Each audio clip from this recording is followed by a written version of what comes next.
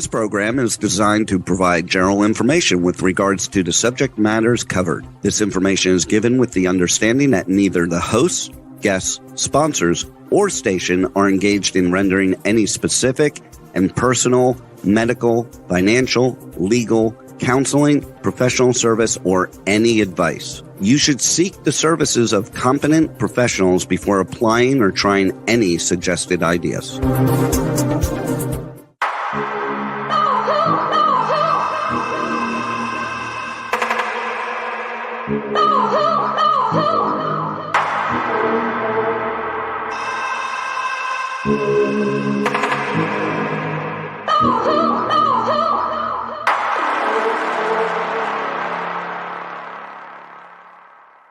Good morning, true seekers and true crime junkies. Welcome back to another episode of Hit the Road Jack, Finding the Zodiac.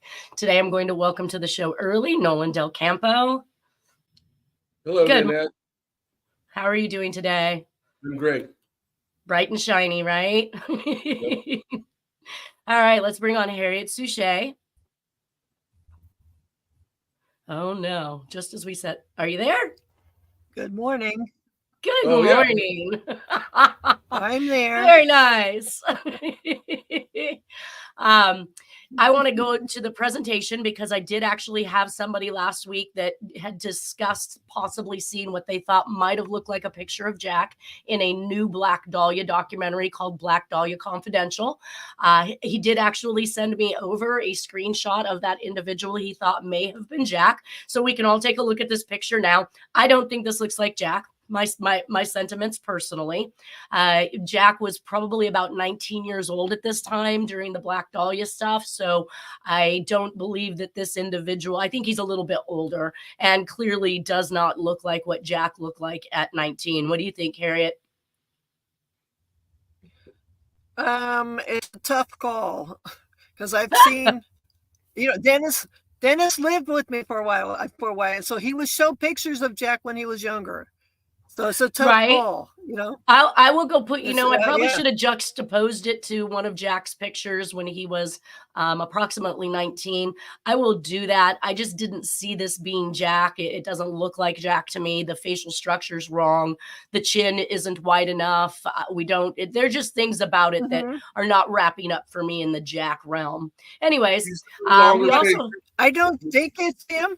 I don't think it's him, but we've seen, as you did last week's show, you showed many changes in his face, in his beard, in his looks. So, that's why it's on the edge for me. I know that he looked different in every picture that he took, one from the next. However, I look at this picture and it didn't strike me like, oh, I want to fall out of my chair. This is Jack. I also don't think that they would actually put a picture of Jack up there with Black Dahlia.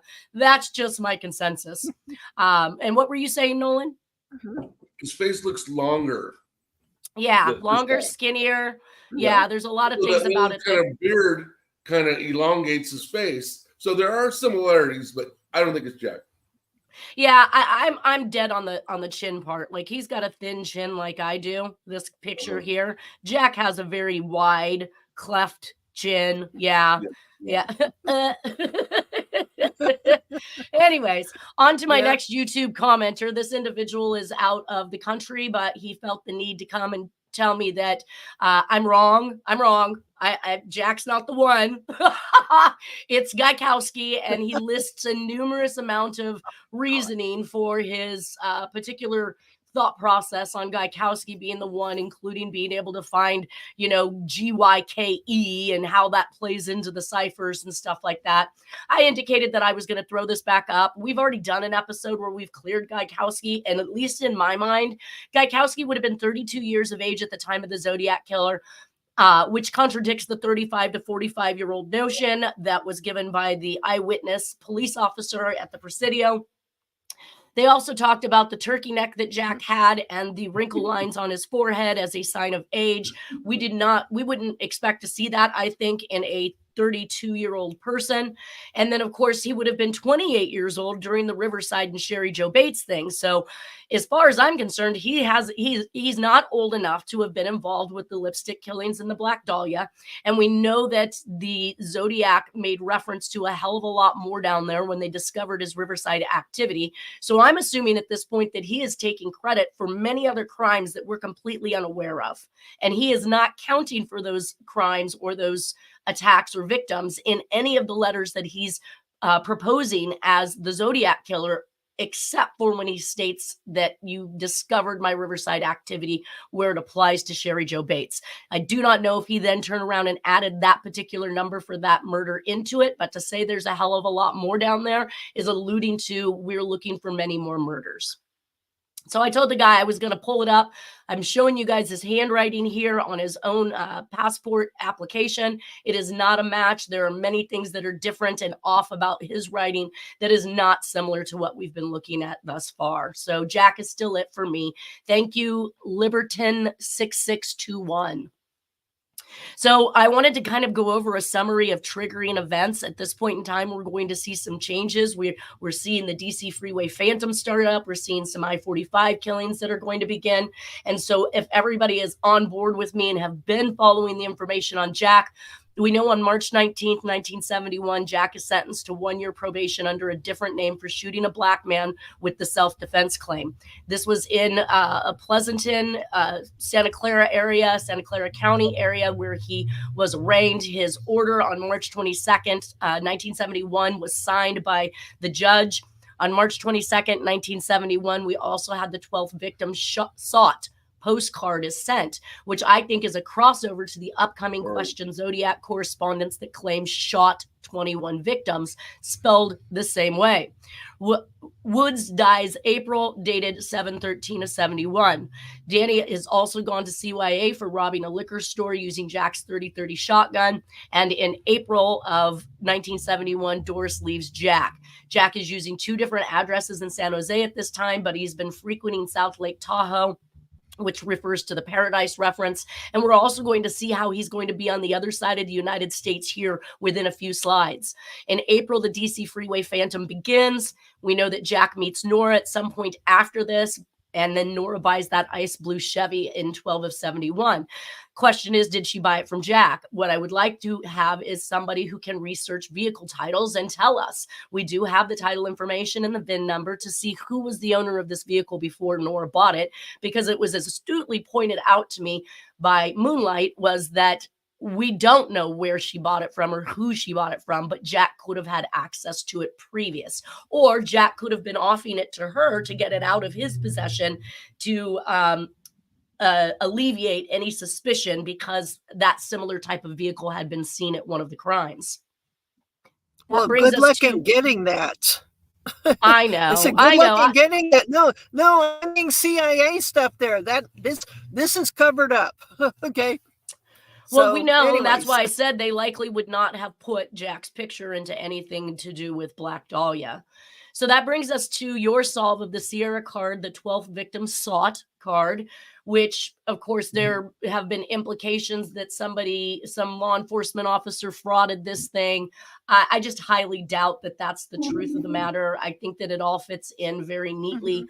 He is telling people that we have this missing victim, and maybe at this point in time is when they start figuring out where they need to dump these remains so that they can be found and identified as hers. So can you tell us a little bit about what you did on this card? Well, I was just trying to understand what would make sense. This is new. This is a new field for me. This is February 2nd, 2018. So this is like probably the 40th one I've done. So were you just using the letters? You were just using the letters from the cutouts, basically?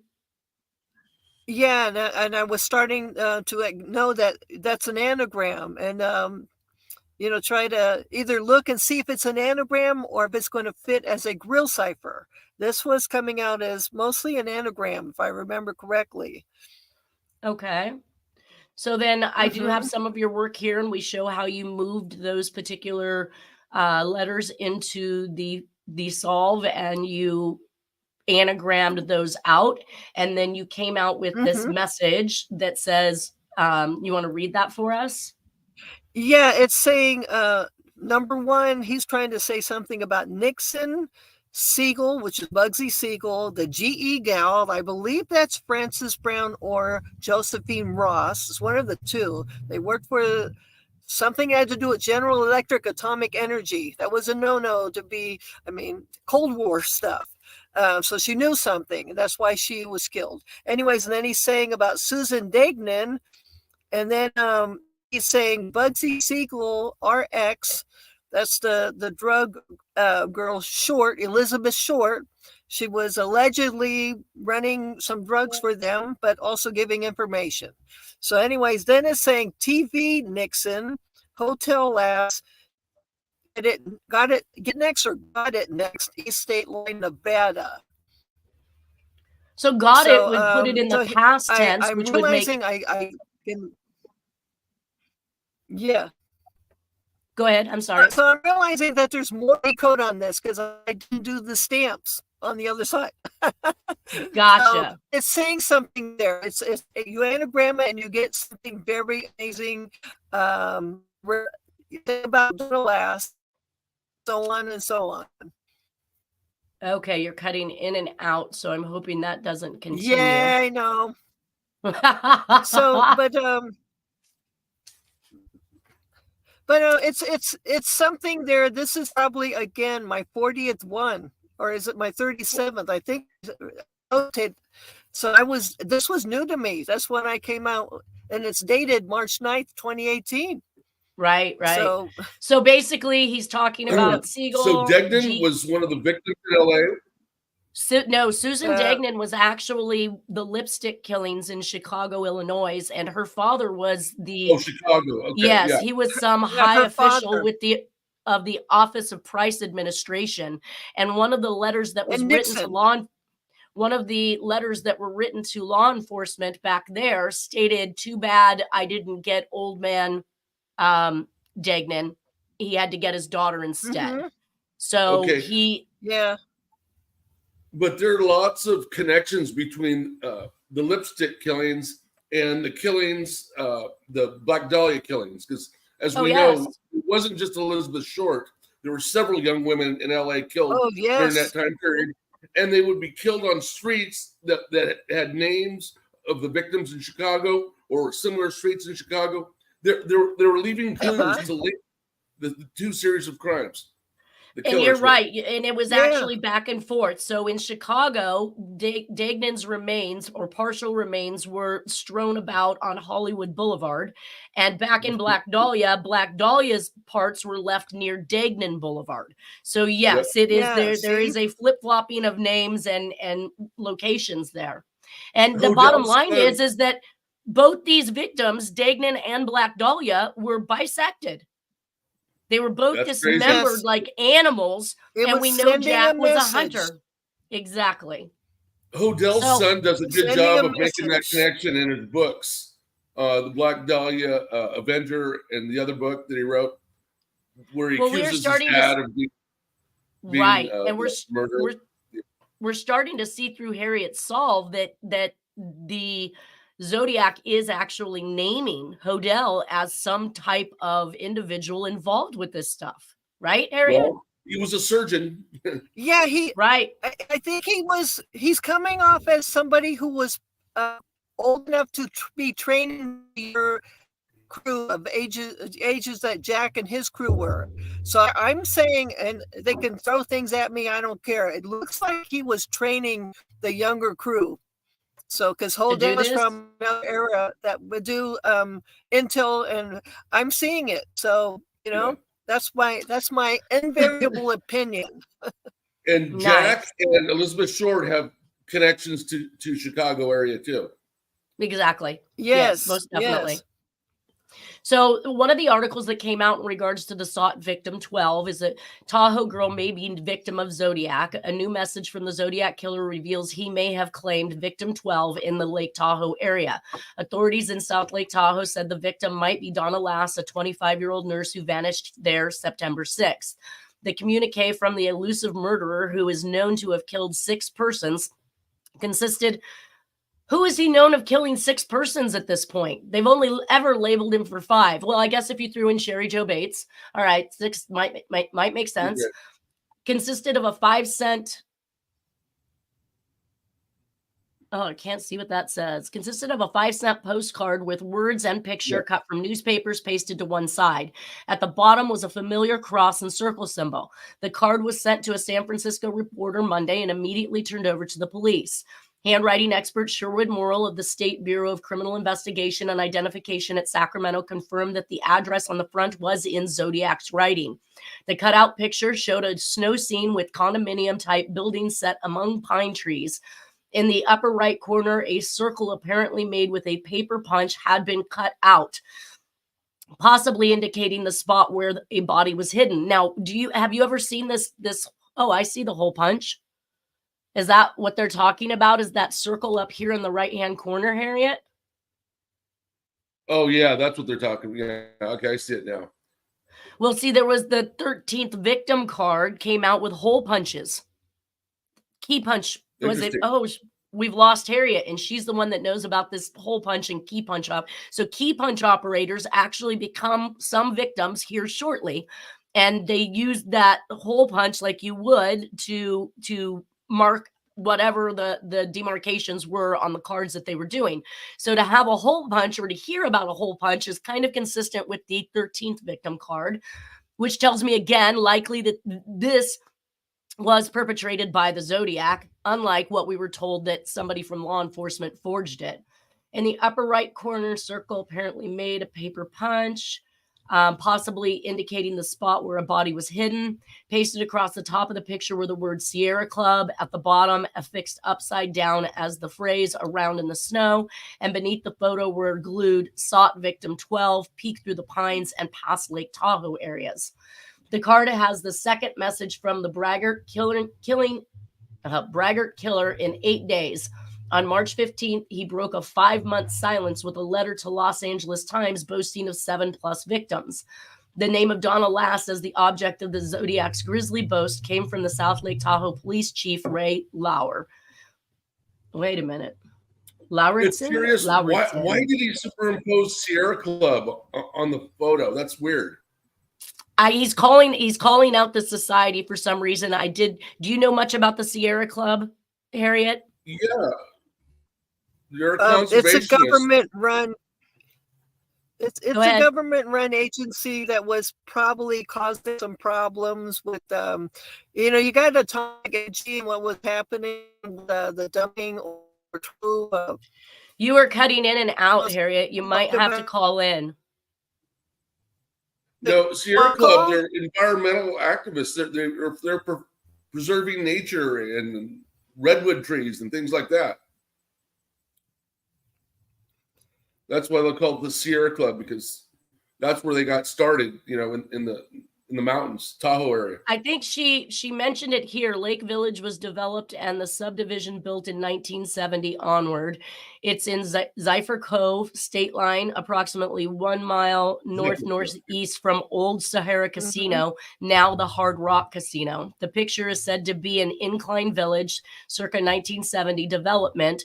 Artist rendition of Forest Pines advertisement in a newspaper, State Line, Lake Village, and Forest. There's a reason why he's calling out Sierra Club, so they may not be what we Sierra Club opposed that development. I think maybe yes, you got it. I think, because that was a huge development for Incline, which is a very pristine and beautiful area. So I think Sierra Club opposed that development. That's the only thing I can think of that he put that there. Huh. Who knows? But interesting. That's a take on that. Right.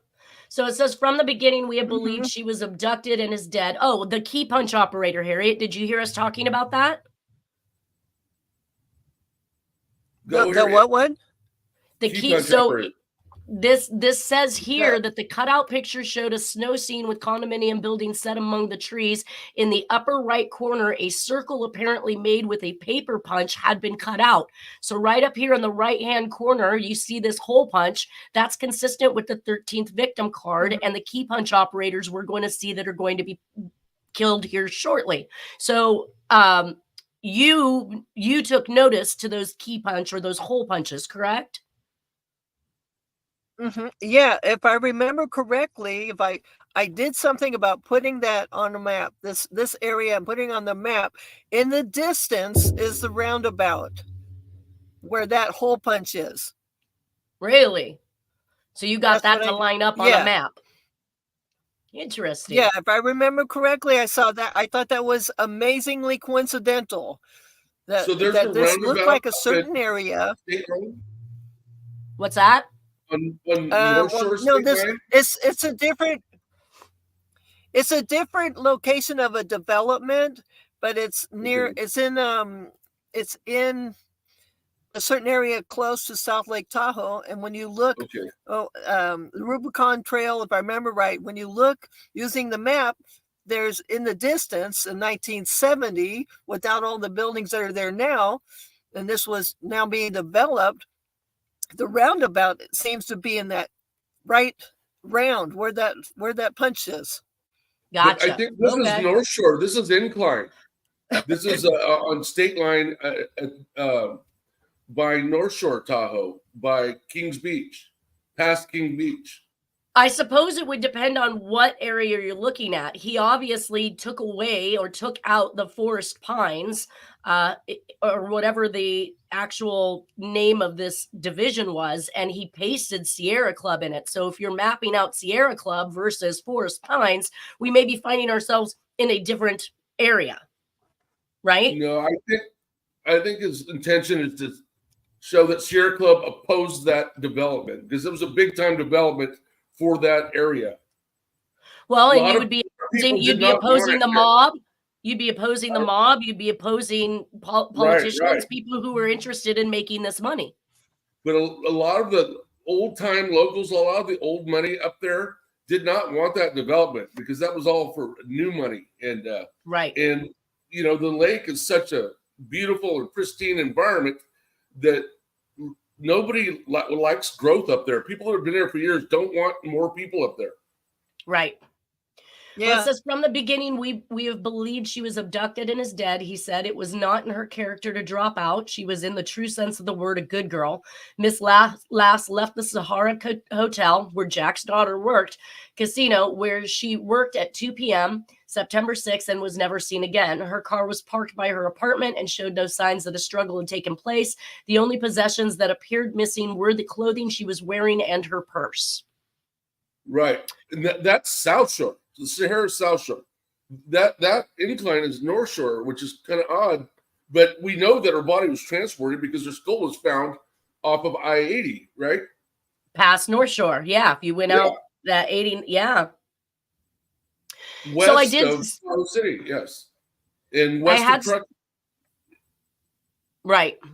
I had done some research early on in regards to Bohemian Grove, how this area in Petaluma, California is close to the Santa Rosa hitchhiker murders and those things that were happening.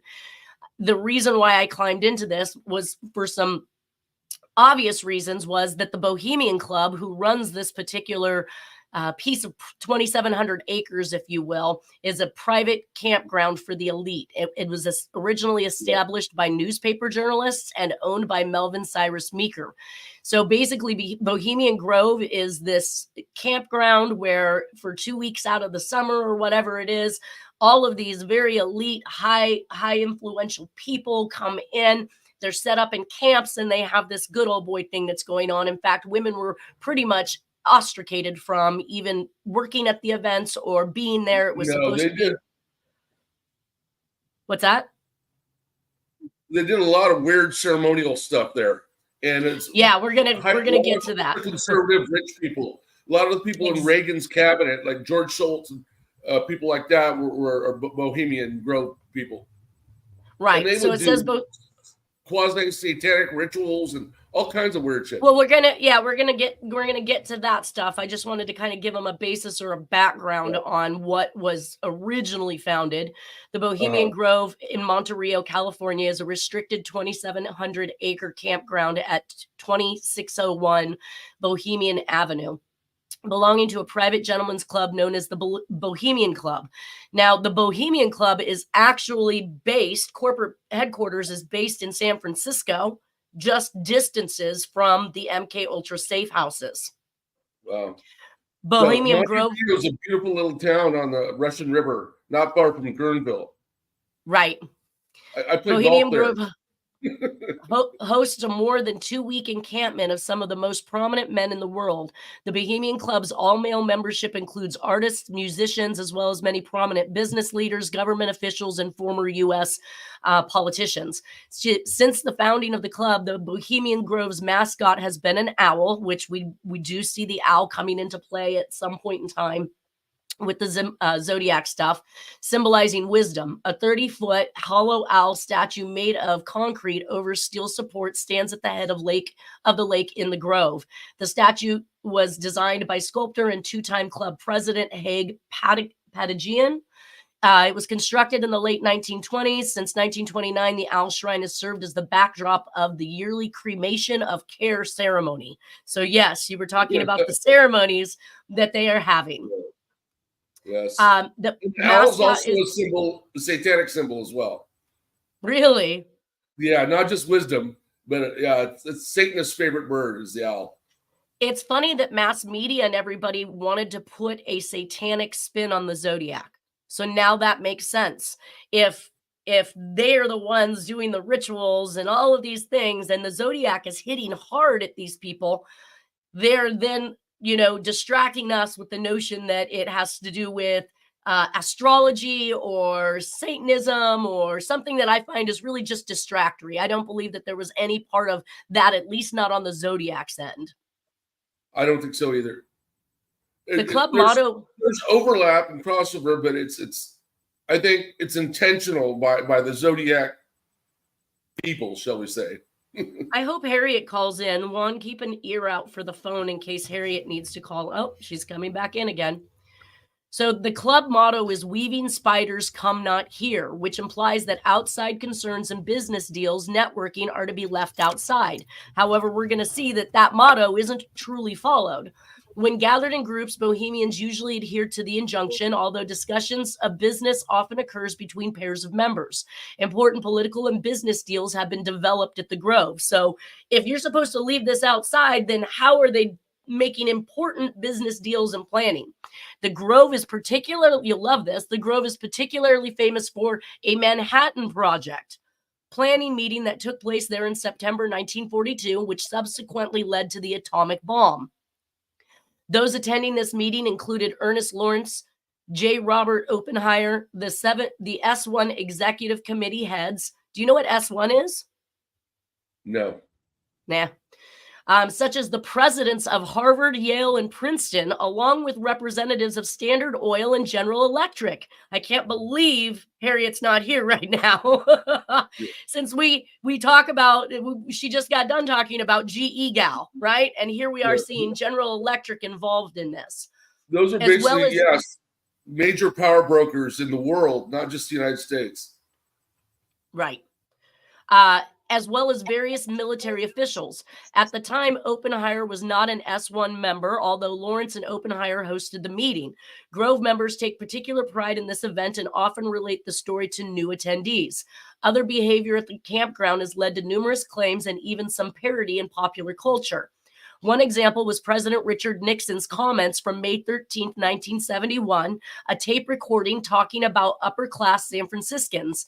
He says, "The Bohemian Grove, which I attend from time to time, is the most faggy goddamn thing you could ever imagine with that San Francisco crowd." So San Francisco is heading this Bohemian Grove thing. Like that? He's Nixon. Yeah. Are you back with us, Harriette? Yeah, it wasn't his cup of tea. Yeah, evidently. He was on his own tangent. Yeah. The Cremation of Care ceremony is a theatrical production in which some of the club's members participate as actors. It was first conducted in 1881. The production was devised by James F. Bowman with George T. Bromley playing the high priest. Now we have the high priest. And the order actually uses black hooded robes. So a lot of these things are Masons too, Freemasons. Yeah, yes. Oh, yes. The owl, the inset of the owl and the stone buildings. Yes, absolutely.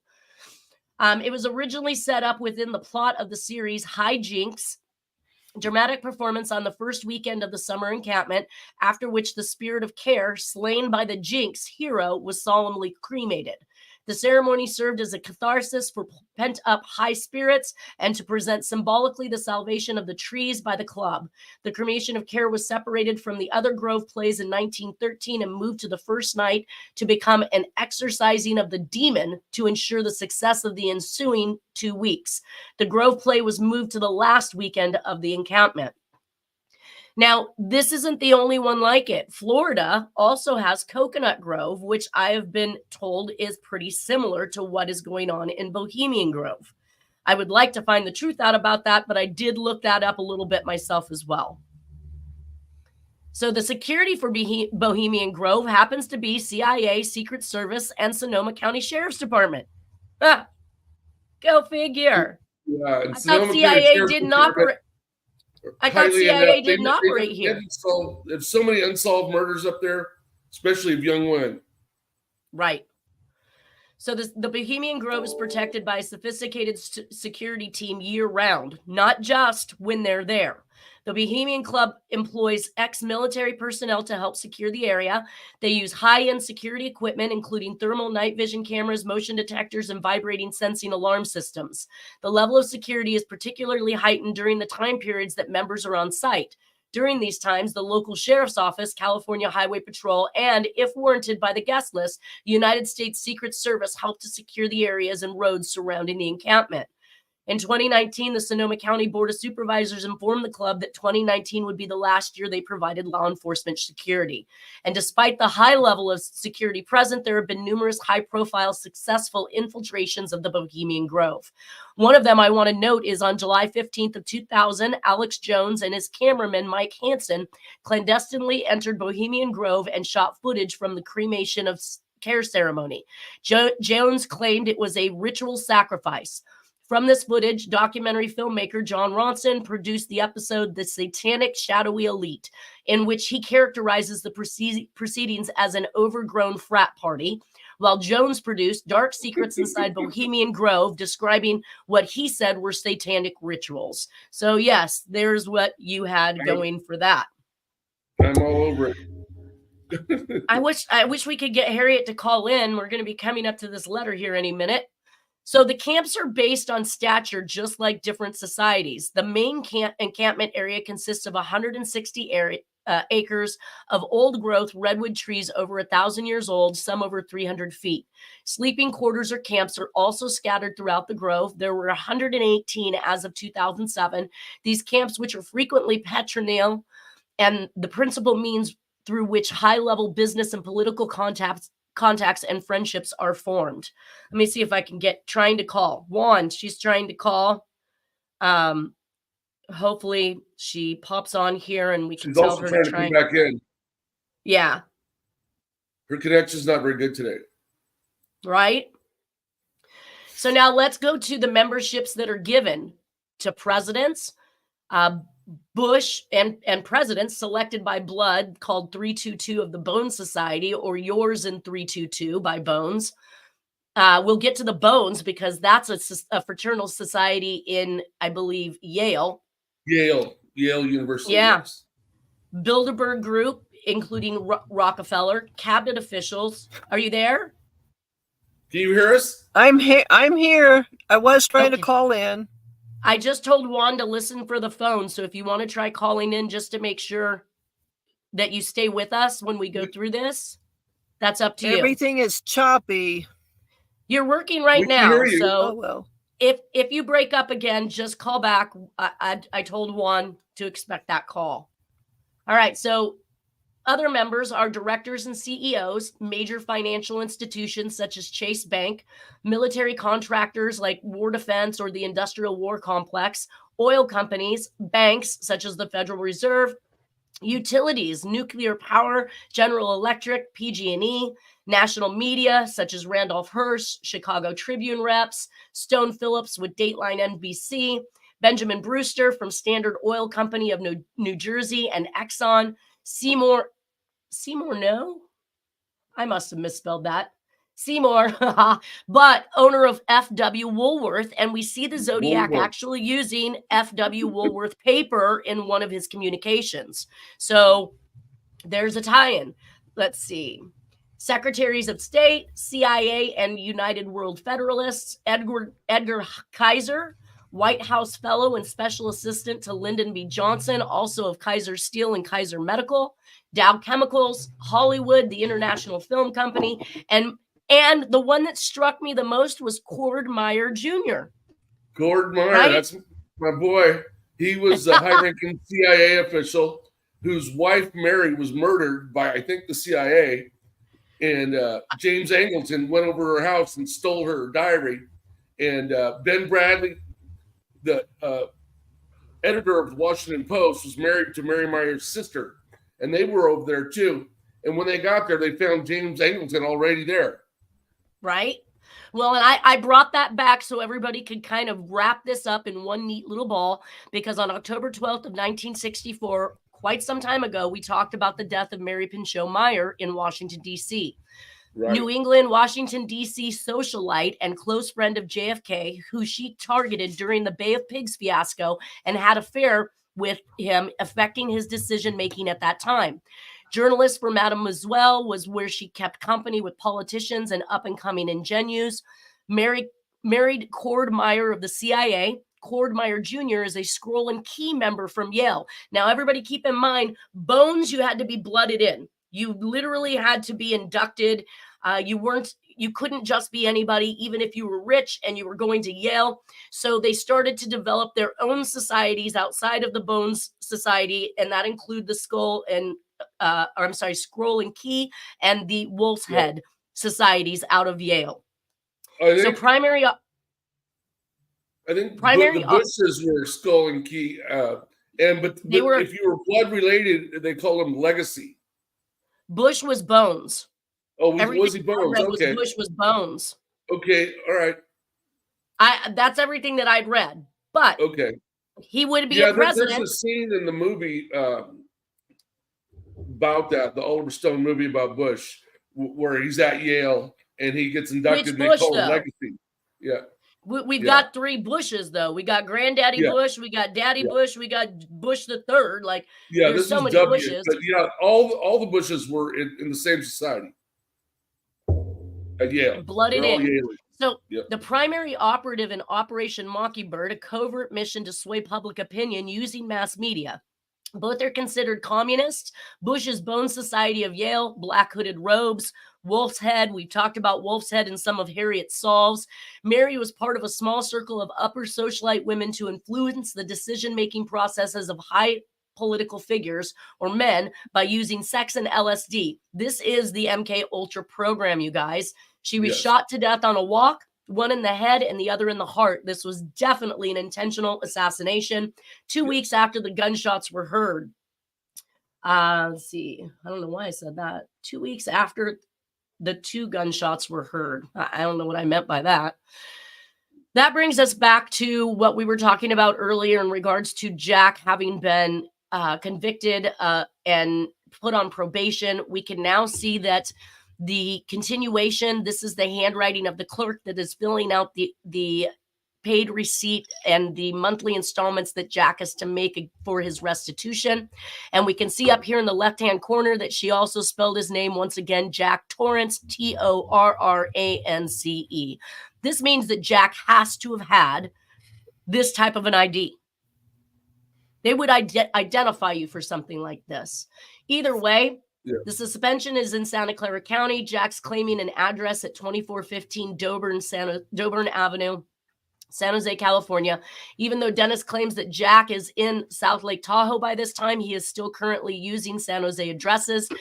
He did say that Jack kept his house until at least 1972 in the San Jose area, which is odd if you've moved to another town and you're with another family. But the clerk is still referring to Jack as Torrance, which appears to mean that Jack made no effort to make a correction to the file whatsoever.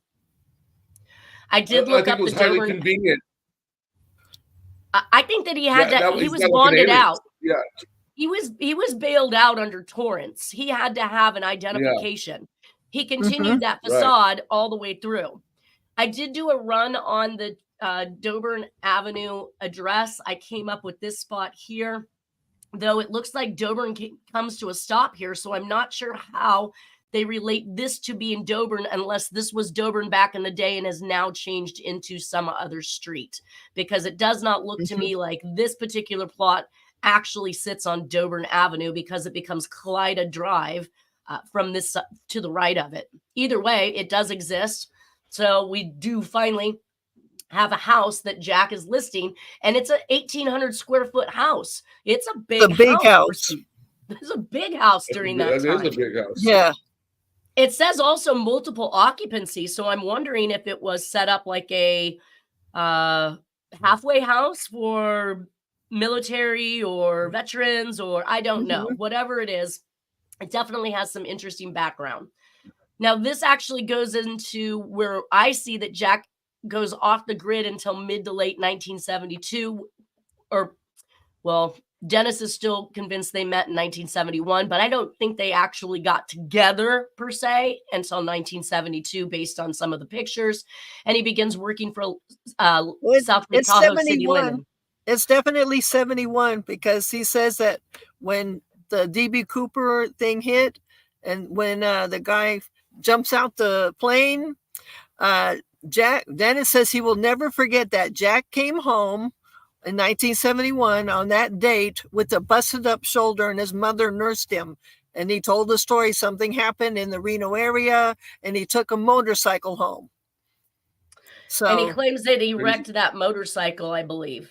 Yeah, something like that. So, and I got a better, clearer signal now. I'll explain later how I did it. But anyways, okay. I'm here. Oh yeah, much better. Yeah. At this time, Jack has a photo lab in his San Jose home where Dennis believes that Jack transferred pictures onto 110 rolls of film for safekeeping of the Black Dahlia murders, and that when he developed those film, we have shown what we believe is actually Black Dahlia in the middle of shock and terror with her mouth cut. At least that's my perception.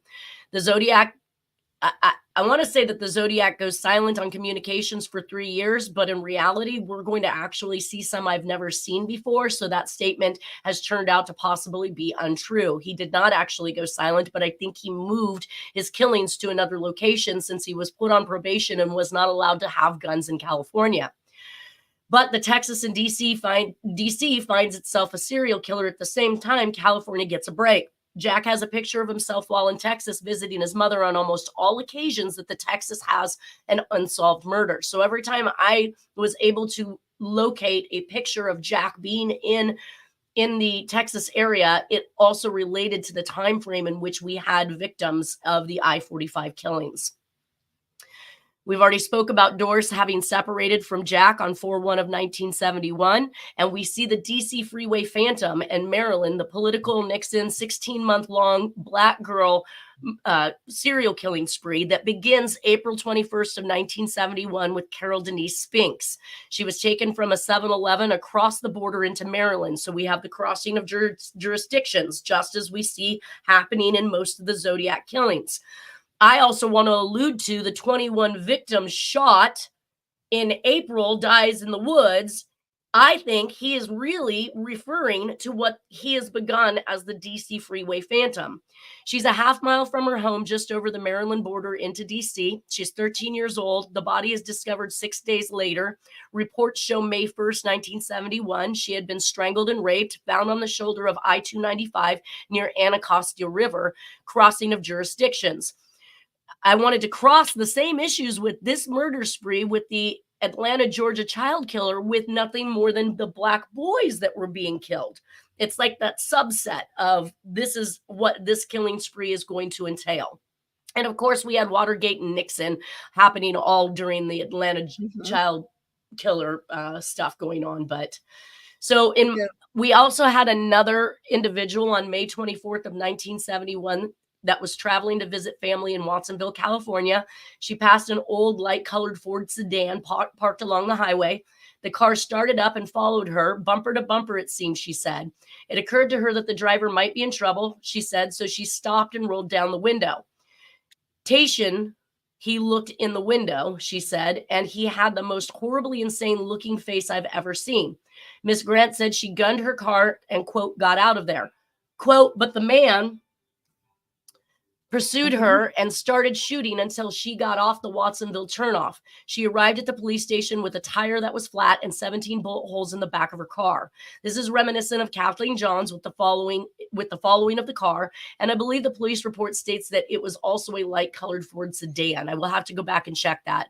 Location of attempt is 2 hours from Modesto abduction of Kathleen Johns. On June 9th of 1971, Betty Clower is murdered 30 miles east of Sacramento, but it looks like they linked that DNA to a Philip A. Thompson. Is that correct? As far as your solves are showing, Harriette? I believe so. Yeah, I believe so. It was on the murder map of Betts. She was 21 years old, her hometown of Eugene, Oregon. Jack's new connection with Portland, Oregon for the next upcoming event of D.B. Cooper, and did she know too much? Police believe she went dancing, met a man, and impulsively decided to go to Lake Tahoe with the man. So it just keeps putting it back in Jack's realm. And we know that that's where Jack is frequenting at this point. The body was found near Placerville, California, also where Jack frequented and lived in Mount Auckham and Somerset. She had been beaten, raped, and shot. If this was Jack, he didn't uphold the no gun order. But as we're seeing, it was linked to Philip A. Thompson. So I have equivocally written this one off as somebody else being the murderer. Bottom line is on June. Well, Jack's not a rapist. I think some of the he sexually assaulted them to make it look like it was a rape. I don't know that it was actual rape, and I don't know if they received any DNA evidence. I mean, this one says yes, linked by DNA, so this person was raped versus the appearance of being raped. So that's why I just didn't think it was Jack. That's why I don't think it was Jack, because this person was raped and the other person's DNA matches. So I think they may have the right guy. Right. And I ruled out anybody that was physically raped as the possibility for Jack as a crime, unless it looked like they were sexually assaulted, say with a stick or a gun or, things that he did back in the Black Dahlia era, a bottle brush. He used a bottle brush for a limb of a tree to sexually assault someone. So on June 16th, 1971, also, he wasn't into robbery either. But the times that he did do things like that, it was to throw people off the trail, to make it look like a robbery motive. But he wasn't really after the money or the sex. I think there was robbery involved in some of his times when he was broke, because he's complaining he's not getting paid for the work that he's doing. Dennis made a comment that Jack would claim to have gone down to some campsite and done some gold panning, and then he was going to go to Nevada to sell the gold. But Dennis thinks that was actually jewelry or other items he had taken from victims. Interesting. Okay. So there is that possibility. But he's known to be a prospector. I know that. He was known to be a prospector, and he sent in the prospecting card, the little guy on the donkey saying, "Your ass is a dragon." Yeah, see? That's the thing I learned about Dennis too. He was a prospector also. Even though he was poor, he would go out and look for gold, and he would find it. On June 16th, 1971, Jack is using the address now, only 3 months later from the Doburn address. He's now saying he's at 1878 Park Avenue, San Jose. And he is still writing his name on his receipts as Jack W. Torrance, Torrance.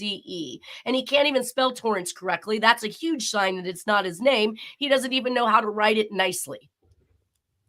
And this turns out to be the actual address, which looks like a major building. If you look at the size of this particular building, again, it looks like something that is a multiple occupancy residence for sure. It's a warehouse.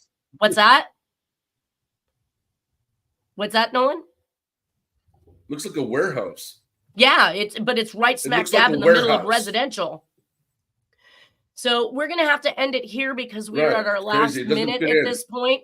But we're going to start seeing the I-45 murders pick up. We will talk about the Monticello connection and the 21 victims shot. April in the Woods Die is the beginning of DC Freeway Phantom. And we're going to show how all of this stuff links together. You will be shocked about the I-45. Jack didn't kill really any of them, but he had the information. Absolutely sad. But anyways, well, he does say he wasn't the only one. He says there were other people, but let's let everybody go. I hope everybody has a wonderful weekend, and we will be back next Friday for you to continue with this saga and climb into the newest letters that Harriette has solved. Bye. Thank you, guys. Okay. Thank you, Nolan. Thank you, Harriette. Thank you. Bye-bye.